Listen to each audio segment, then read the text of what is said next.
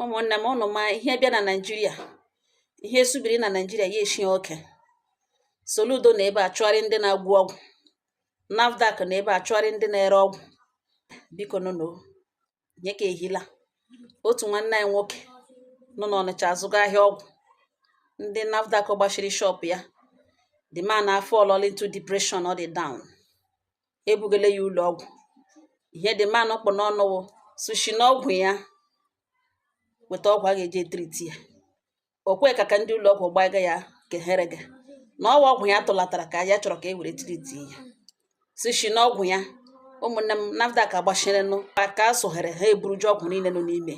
This young man si na ọgwụ ya ka ya trọstụrụ. Sushi n'ọgwụ ya si nwụta ga-esi mee na ọgwụ ya tụlatara ka ya chọrọ ka agbaga ya na ha ọ chọrọ ka e triti ya.